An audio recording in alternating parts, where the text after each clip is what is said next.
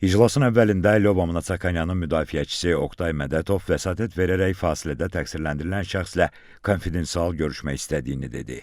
Hakim Zeynal Ağayev bunun üçün onlara şərait yaradılacağını söylədi.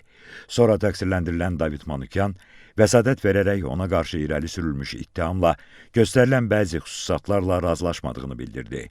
Təqsirləndirilən şəxs cinayətkar birliyin yaradılması ilə bağlı ittihamın cinayət işinin ona aid olan epizodlarından çıxarılmasını, habelə onun barəsində olan cinayət işinin ayrıca icraata ayrılmasını xahiş etdi. David Manukyanın müdafiəçisi təqsirləndirilənin vəsatətini müdafiə etdiyini söylədi.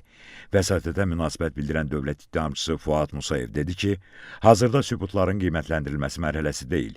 Müdafiə tərəfinin qeyd etdiyi xüsusat isə sübutların qiymətləndirilməsi mərhələsinə aiddir.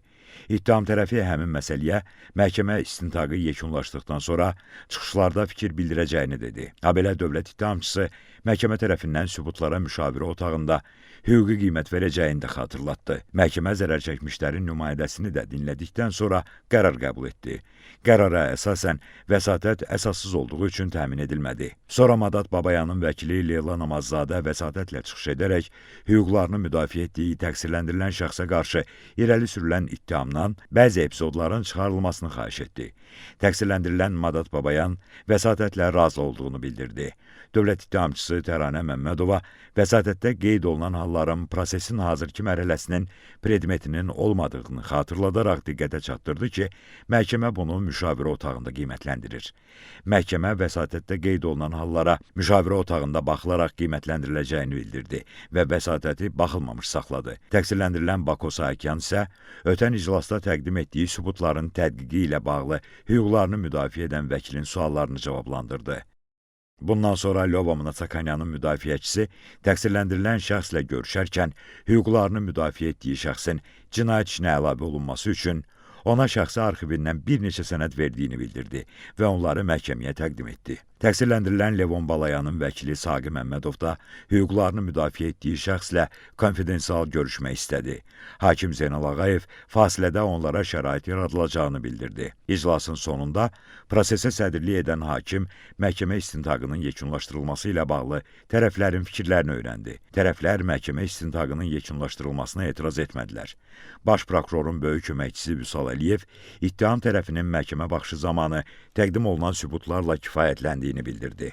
İclasa sədrlik edən məhkəmə istintaqın yekunlaşdığını elan etdi və çıxışlar zamanı tərəflərin yalnız məhkəmə istintaqında tədqiq olunan sübutlara istinad edə biləcəyini bir daha proses iştirakçılarının diqqətinə çatdırdı. Bundan sonra dövlət ittihamını müdafiə edən prokurorlar çıxış üçün noyabrın 3-nədək vaxt verilməsini məhkəmədən xahiş etdilər. Növbəti iclasda tərəflərin çıxışlarına başlanılması qərarı alındı.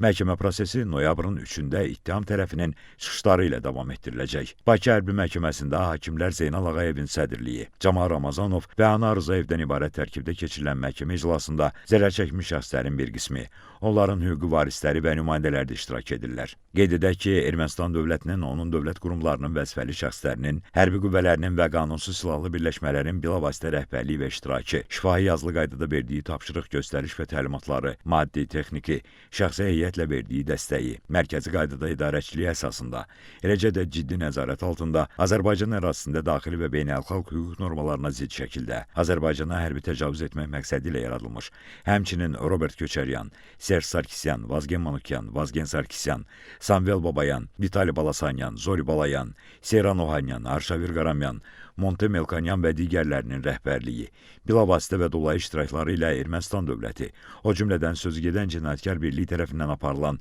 təcavüzkar müharibənin gedişində törədilmiş çoxsaylı cinayət faktlarına dair cinayət işi üzrə 15 nəfər erməni əsilli təqsirləndirilən şəxs ittiham edilir.